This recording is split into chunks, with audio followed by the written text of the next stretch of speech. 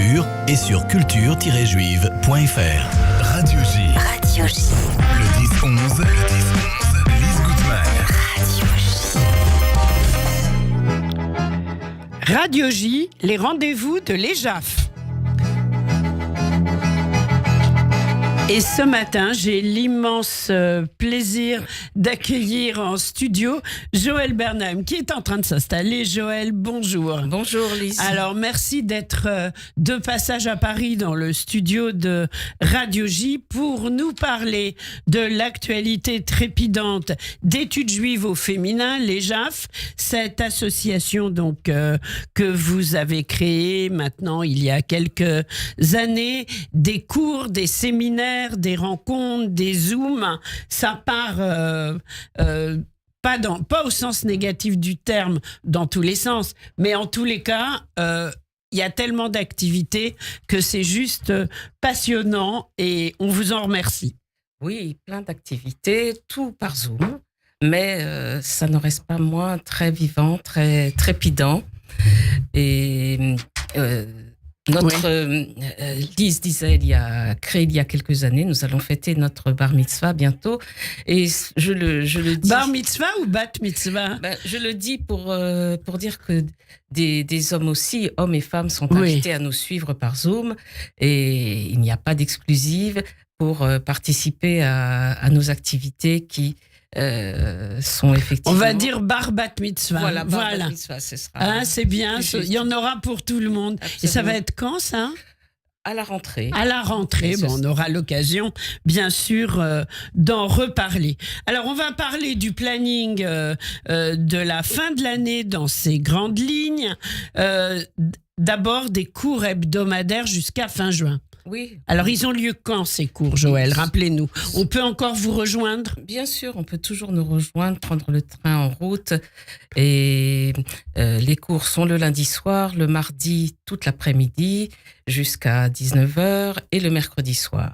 Oui. Ce sont les cours de Bible, de Talmud, les cours d'hébreu biblique. Voilà, c'est tout l'éventail que nous proposons pour l'instant. C'est un panel assez large, c'est beaucoup, assez large et toujours sur texte. Et de jour en jour, le groupe qui s'élargit et qui progresse, eh bien, arrive à tourner les pages du texte biblique, à poser des questions. C'est de plus en plus interactif, de plus en plus... on communique de plus en plus, on discute. Enfin, c'est une ruche. Est-ce que vous savez si, par exemple, vos étudiantes et étudiants se retrouvent parfois en dehors du Zoom, naturellement, s'il y a des sympathies qui s'instaurent? Oui, il y a des amitiés, même par Zoom, qui se sont créées, qui se sont même resserrées. Et nos étudiantes et étudiants parisiens, par exemple, se retrouvent fréquemment pour des chavrutot. C'est ce que nous avions voulu initier, parce qu'il n'y a rien de tel que l'étude ensemble, entre chaverim, entre compagnons d'études, pour progresser, pour réfléchir ensemble. Et il y en a qui se sont créés comme ça spontanément, alors de temps en temps par Zoom, et de temps en temps, les groupes se retrouvent, et c'est superbe. Ah oui, c'est sympa. C'est vraiment extraordinaire, et un facteur de progrès, et aussi d'ouverture vers autrui, dans la famille, dans la communauté et ailleurs, pour faire résonner ce que bien sûr. Alors, pour s'inscrire, on va sur ejaf.fr. Voilà, c'est le site où on envoie un mail à contact@ejaf.fr. Je leur dirai en fin d'émission, il reste 2 séminaires du dimanche, donc un dimanche prochain. Absolument, un dimanche prochain, le 12 mai, de 14h à 18h par Zoom, avec notre ami Shmuel Vigoda. Et c'est le cycle 2023-2024 sur le Talmud, un livre pas comme les autres. C'est vraiment pas un livre comme les autres. Non, c'est sûr. Et sera... J'adore l'humour qu'il y a dans le... Voilà. Et Et nous évoquons ces derniers dimanches les figures majeures du Talmud, et à travers des textes qui les mettent en scène. Et là, il sera question de Rabbi Akiva bien connu, et Oui. en particulier dans son engagement politique, hein, parce que ça a été un homme très, très engagé. Vous pouvez nous en dire un mot comme ça? Nous savons qu'il a été très impliqué dans la révolte de Bar Korba, Oui, etc., contre bien les sûr. Romains. Bon, on ne va pas en dire plus, Oui. hein, mais il y a on sait même que on voit dans la Haggadah, nous ne sommes pas si loin de Pessah. Il est question des maîtres qui étudient toute la nuit, les élèves qui viennent leur dire attention, les maîtres, le jour est venu, il est temps de dire le schéma. Et il y a des commentaires qui disent ils étaient occupés à réfléchir sur la situation, à voir comment réagir, comment est-ce qu'il faut fomenter une révolte, s'associer, etc. Hein, je veux dire, vous voyez un lien avec l'actualité? Oui, je vois comme un lien avec l'actualité. Et à l'EJAF aussi, bien sûr, nous étudions les textes ancestraux, mais tout ceci résonne aussi terriblement avec l'actualité. Les élèves vous en parlent? Les élèves nous en parlent, nous en parlons, nous écrivent, et nous favorisons la mise par écrit, l'échange de textes par rapport à ce que les gens pensent, ressentent. Je voudrais juste dire que sur ejav.fr, sur votre site, on retrouve les textes exceptionnels que vous écrivez quand vous avez besoin d'exprimer votre ressenti par rapport à votre vécu en Israël. Ce sont des textes, ça c'est moi qui le dis, qui sont très touchants, qui sont profonds, qui sont très analytiques également. Et j'invite tout le monde à aller sur ejav.fr pour lire vos textes, cher Joël. C'est important. Oui, c'est important. Et pour les partager aussi. Et pour les partager, ces textes sont écrits en direction de nos amis juifs. Un peu, ça leur fait du bien de mettre des mots. Ça nous fait du bien, ça je peux vous le dire. Et de trouver parfois des mots, des arguments pour parler aux autres qui... Je ne vais pas vous décrire la situation et la difficulté de communiquer. Vous avez évoqué tout à l'heure les tables de parole que Samuel Le Joyer met en place. Oui. Bon, essayez quand même de parler, de communiquer. Mais oui. Et alors, ces textes sont diffusés dans des milieux... chrétiens, par exemple, en particulier, et d'autres parmi des collègues. C'est si important, mais c'est très important pour que les gens puissent être touchés par un vécu, sortir de ces slogans, Bien sûr. Voilà. Alors, pour dimanche, c'est à partir de 14h par Zoom, le Talmud, un livre pas comme les autres, un séminaire animé par Shmuel Vigoda, et ce sera ce dimanche autour de Rabbi Akiva. C'est tout public, dimanche donc. On sera le 12 mai. Et un autre séminaire qui arrive à grands pas, c'est celui du dimanche 16 juin. Voilà, ce sont les deux derniers de ce cycle 23-24. Peu importe le thème que je ne connais pas encore. Oui. Mais enfin, on reste dans cette série très passionnante que nous offre Shmuel Vigoda, et on est là pendant 4 heures, mais alors c'est tellement passionnant, on ne décroche pas, enfin, je veux dire, c'est superbe. Et cependant, on échange, on est impliqué, on réagit, on interréagit, c'est vraiment une superbe dynamique. Bravo.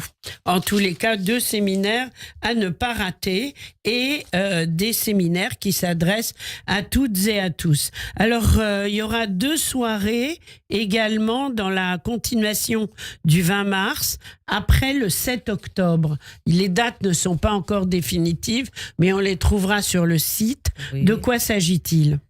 Écoutez, c'est dans le décours de partager pas seulement des ressentis, mais des analyses personnelles, des interrogations profondes. Nous sommes tous bouleversés, traumatisés, inquiets. On se sent...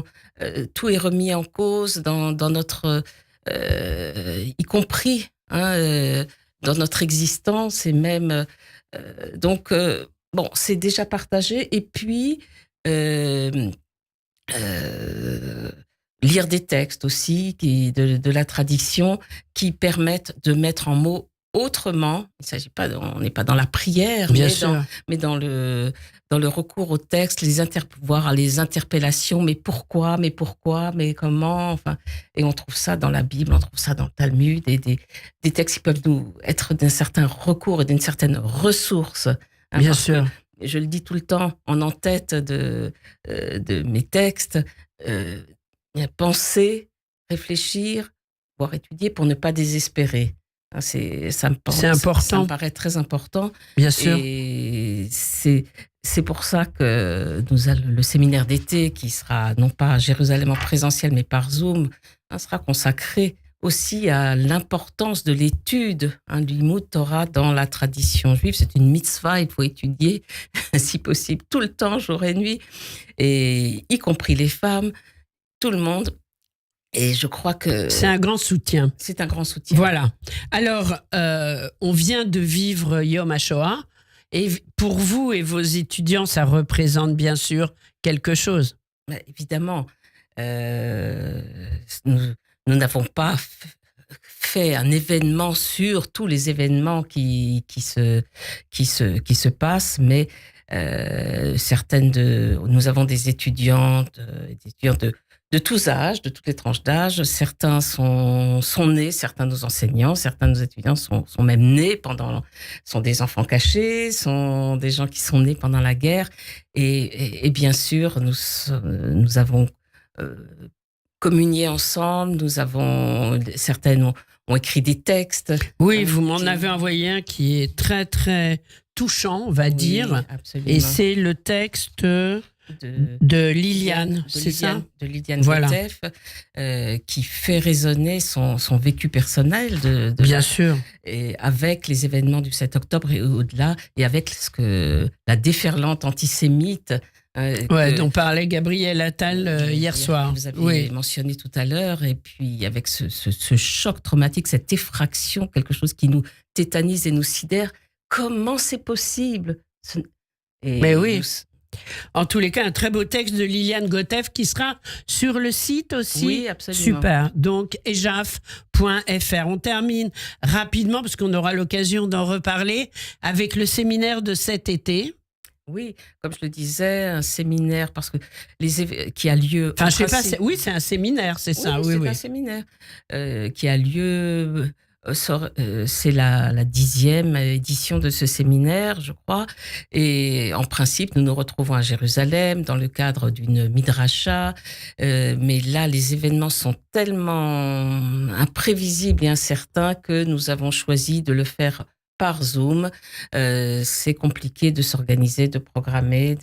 Du 15 au 18 juillet, là aussi, toutes et tous sont conviés à s'inscrire pour toute partie du séminaire. Tous les renseignements parce qu'étant donné la situation internationale, vous êtes obligé de le faire par Zoom et non en présentiel comme vous le faisiez les autres années, c'est cela? On le faisait d'ailleurs de manière mixte ces dernières années, c'est-à-dire avec les personnes de France et celles d'entre nous d'Israël qui nous rejoignent à cette occasion.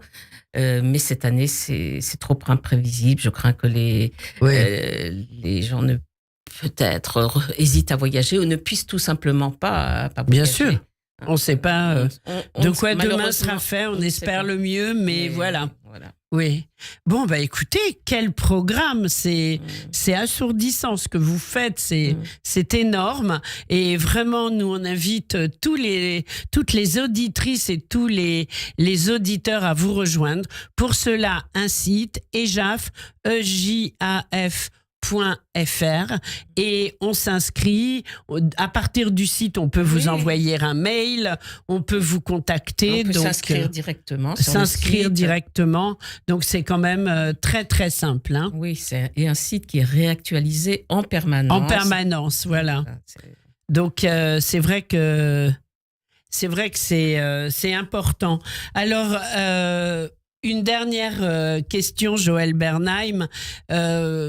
Qu'est-ce que vous souhaitez pour les mois qui viennent? Même si ça me paraît évident, la réponse, mais bon. Qu'est-ce que je... Parce que vous vous exprimez beaucoup sur la situation et tout. Oui. Qu'est-ce que je souhaite? Bon, le retour des étages, que les menaces qui pèsent sur l'État d'Israël, sur son existence, se lèvent, que des ouvertures que nous ne voyons pas encore. Il y a tant d'incertitudes, il s'est tellement troublé. Ouais. Les discours sont tellement multiples, y compris en Israël, enfin qu'on ne s'y retrouve pas. Et voilà, et que nous arrivions à endiguer cette espèce de bulle incroyable et terrifiante de cet antisémitisme altneu, j'allais dire, ancien nouveau. Oui, tout à fait. Qui se réveille. Qui est effarant. Si j'ose dire, que vos souhaits se réalisent, amen. C'est ce qu'on espère. Quand vous le souhaitez sur Radio J, merci d'avoir profité de votre passage à Paris pour nous rejoindre et à très très vite. À très bientôt. Merci Joëlle Bernheim. Au revoir.